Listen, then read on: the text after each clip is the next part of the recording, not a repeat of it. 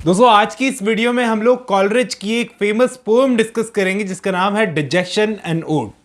मैं line by line तो इस पोएम को नहीं समझा पाऊंगा, लेकिन आपको मेन आइडिया जरूर समझा दूंगा इस वीडियो में कि ये पोएम क्यों लिखी गई है, इसका मेन आइडिया क्या है, इसकी थीम्स क्या है। चलिए, बहुत ही इंटरेस्टिंग वीडियो होने वाली है, शुरू करते हैं। मिलता हूं इस वीडियो के एंड में।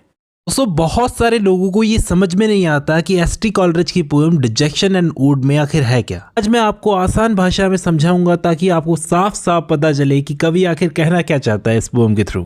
देखो, स्पीकर खिड़की से बाहर देख रहा है इस पोएम में। रात का वक्त है, आसमान बहुत सुंदर है, लेकिन उसे कुछ भी महसूस नहीं हो रहा। असली दिक्कत ये नहीं है कि उसके अंदर बहुत बुरे भाव हैं, बल्कि ये प्रॉब्लम है कि वो कुछ भी महसूस नहीं कर पा रहा है। इस पोएम की असली प्रॉब्लम ही ये है कि उसे कुछ दुख हो, ऐसा कुछ महसूस ही नहीं हो रहा है। उसका दुख बहुत अजीब है, अक्सर हम भी फील करते हैं। कोई तेज दर्द नहीं हो रहा, ना ही ऐसा है कि वो रो पाए या आह भर पाए। खालीपन सा महसूस हो रहा है जिसमें ना तो कोई रंग है, कोई भी जिंदगी नहीं है उस खालीपन में। बाहर का नजारा वो ध्यान से देख सकता है, जैसे आसमान का रंग, लेकिन उसे अंदर से कोई असर नहीं हो रहा ये सब देखते हुए। मतलब वो देख तो सकता है लेकिन महसूस नहीं कर सकता। उसे लगता है कि ये हालत जो उसकी हुई है वो उसके अपनी गलती की वजह से हुई है। आगे पता चलता है, उसको रियलाइज होता है, क्योंकि उसने अपनी कुछ भावनाओं को, जैसे उसका एक तरफा प्यार था एक लड़की के लिए, उसे दबाने की कोशिश की। जितना हो सके उसने दबाने की कोशिश की। नतीजा ये हुआ कि उसका पूरा दिल और दिमाग सुन्न हो गया है।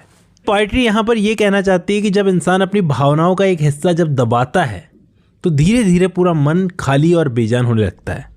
ये उदासी सबसे ज्यादा खतरनाक होती है क्योंकि इंसान इसमें अकेला, सुन्न और टूटा हुआ बन जाता है। दूसरी इंपॉर्टेंट चीज यह है कि पोएट यहाँ पर पूछ रहा है कि जॉय क्या चीज है।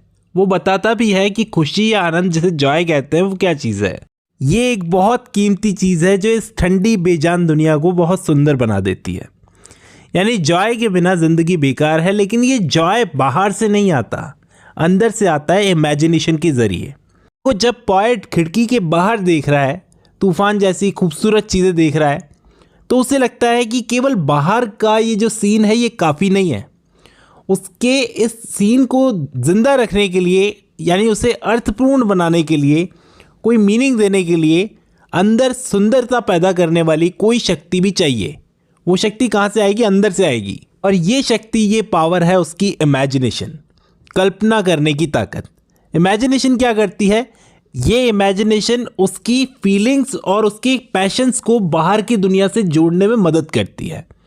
जैसे इस पोएट्री को लिखते वक्त वो अपनी अंदरूनी दुनिया की प्रकृति को महसूस कर पाता है। ये ताकत जन्म से नेचर ने उसे दी है इमेजिनेशन करने की। ये इमेजिनेशन बहुत ही इंपॉर्टेंट टूल है जो उसे जॉय देती है। जॉय की असली पहचान कैसे होती है? देखो, जॉय का मतलब सिर्फ अच्छा मूड नहीं है कि आपका अच्छा मूड हो गया तो ये जॉय है, बल्कि ये आत्मा से उठने वाली रोशनी है दोस्तों। जॉय का मतलब है कि इंसान अपनी कल्पना से, अपनी इमेजिनेशन से इस पूरी दुनिया को अपने अंदर खींच ले और उसे अपने जीवन का हिस्सा बना ले। समझ रहे हो कितनी गहरी बात की है यहाँ पर। पोएट कहता है कि प्रकृति हमारी ज़िंदगी में ही जीती है, यानी नेचर तभी जिंदा है जब हम उसे महसूस कर पाते हैं। ये नमनेस मुझे फील हो रही थी, ये खालीपन मुझे फील हो रहा था, तो मैं एंजॉय नहीं कर पा रहा था इन सब चीज़ों को।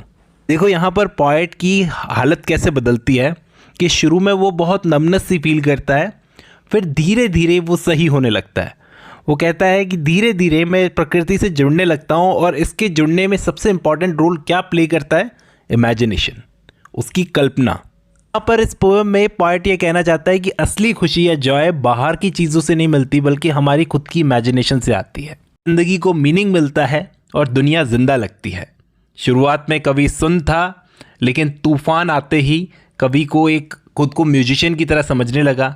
देखो, जैसे बाकी रोमांटिक पोएट्स करते थे ना, वर्ड्सवर्थ, कीट्स, शैले, नेचर को सबलाइम बताते थे ये लोग कि नेचर डरावना भी है, खूबसूरत भी है, अद्भुत भी है, बहुत सारी ताकतें हैं इसके अंदर। लेकिन यहाँ पर पोएट कहता है कि नेचर की असली ताकत खुद नेचर में नहीं है, बल्कि इंसान उसे कैसे महसूस करता है ये उस पर डिपेंड करता है। से स्टार्टिंग में होता है, वो अजीब सा आसमान देखता है, लेकिन देख तो सकता है, फील नहीं कर सकता। मतलब बाहर की सुंदरता अकेले उसके अंदर की उदासी को नहीं तोड़ सकती जब तक उसके अंदर की भावनाएं उससे ना जुड़े।